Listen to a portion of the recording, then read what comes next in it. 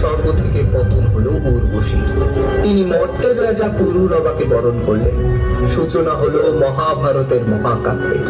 মহাভারতে সত্যবতীর হাতে গড়ে উঠেছিল বিরাট কুরকুল। আর দ্রৌপদীর ক্ষোভে ধ্বংস হলো সেই কুরকুল। কিন্তু কে এই দ্রৌপদী? পঞ্চ পাণ্ডব মহিষী নাকি যাজ্ঞসেনী?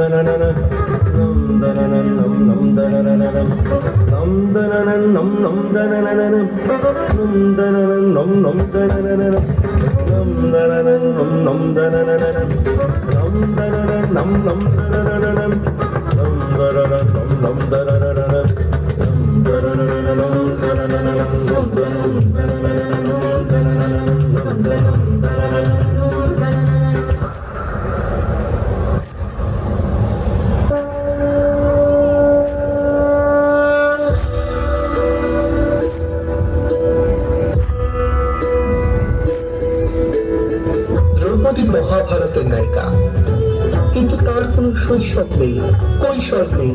জন্ম হতেই সে মনুষ্যম বিগ্রহম কৃত্য সমাদরম বর্ণিনী।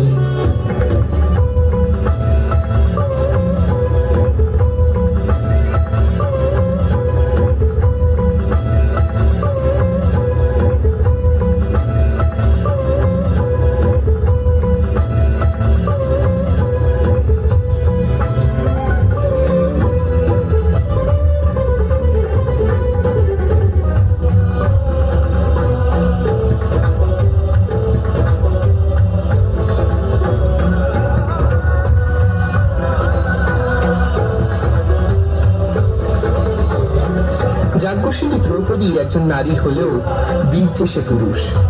তাকে শিখতে হয়েছিল যুদ্ধবিদ্যা, অস্ত্রবিদ্যা, সমস্ত কলায় তিনি ছিলেন পারদর্শী।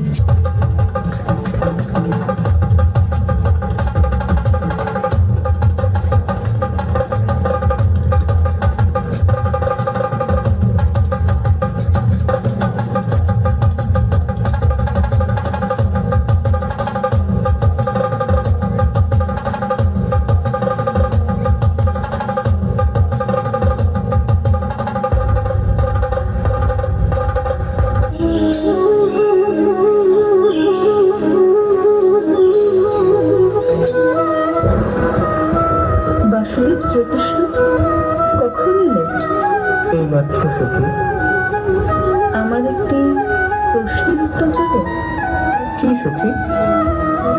ধর্ম কি? ধর্মের 5 আধার: জ্ঞান, ন্যায়, প্রেম, সমাপন, ভক্তি। এই 5টিকে একত্রে রাখাই ধর্মের পথ চলা।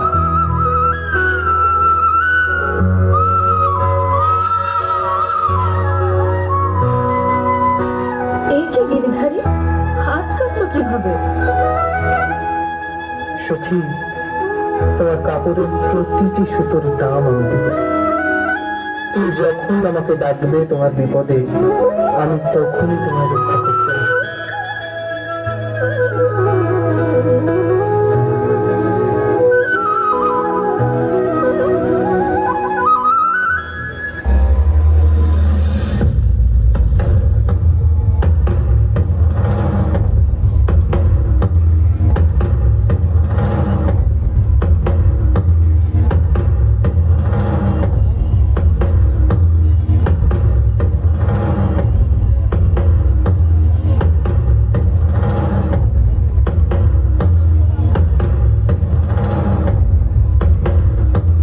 পাঞ্চাল দেশে দ্রৌপদীর স্বয়ংবর সভায় একে একে যখন সমস্ত বীর যোদ্ধাগণ মাছের চোখে নিশানা লাগাতে ব্যর্থ, তখন এগিয়ে এলেন রামচন্দ্রী অর্জুন।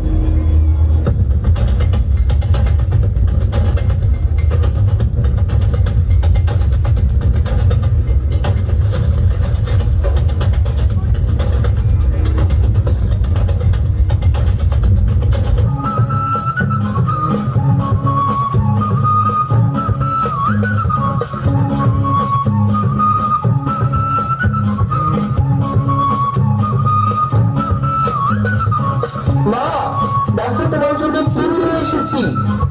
যা এনেছো তা তোমাদের সবার মধ্যে ভাগ করে নাও। এই একটি কথার জন্য তাকে গ্রহণ করতে হলো 5 সামনে।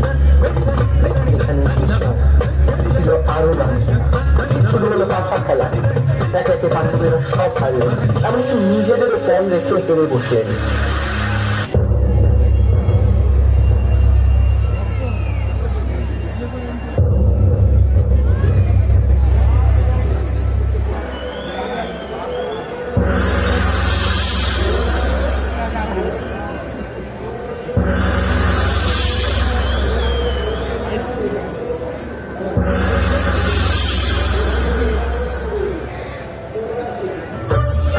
মামাশ্রী যুধিষ্ঠির তো সব বেড়ে বসেছেন লগ্নে, তবে একটি অমূল্য রত্ন এখনো যে বাকি, দ্রৌপদী।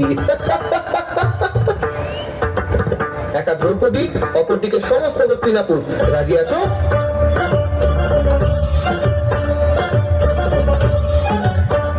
রাজি।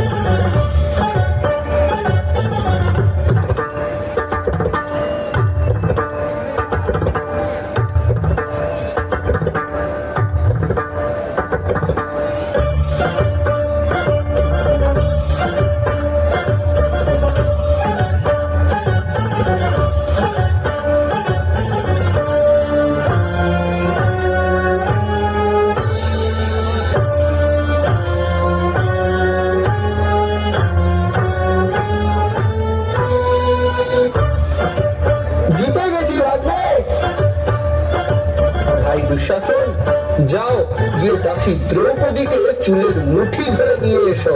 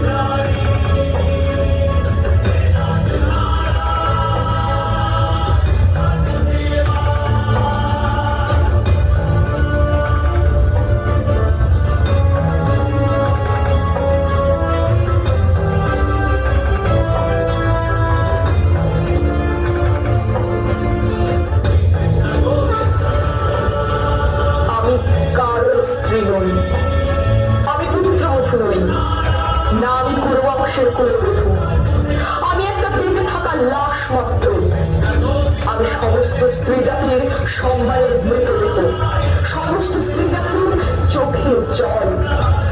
আজ আমি অগ্নিমধ্য সমুদ্রিতা নই, আমি নিজেই আগুন। এই সভায় উপস্থিত সকল অধর্মী পাপীদের মৃত্যু, যে এই নগ্ন সভায় নগ্ন নৃত্য করবে। যারা আমার অপমান দেখে চুপ করে আনন্দ উপভোগ করেছ, তারা সব সময়ের জন্য চুপ হয়ে যাবে। আমার হরণ করা বস্ত্র সকলের মৃতদেহ ঢাকার জন্য ব্যবহার হবে। যুগ যুগ ধরে সকলে এই পাপীদের মৃত্যু স্মরণ রাখবে।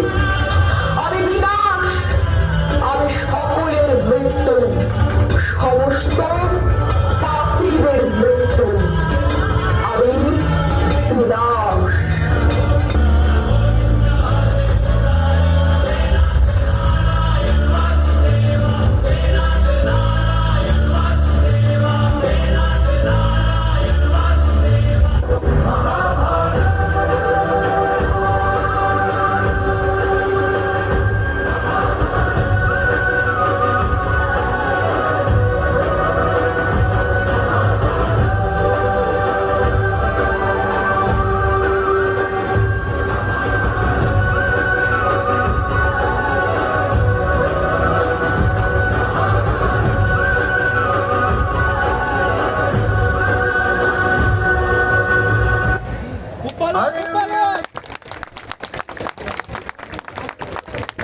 অসাধারণ, দুর্দান্ত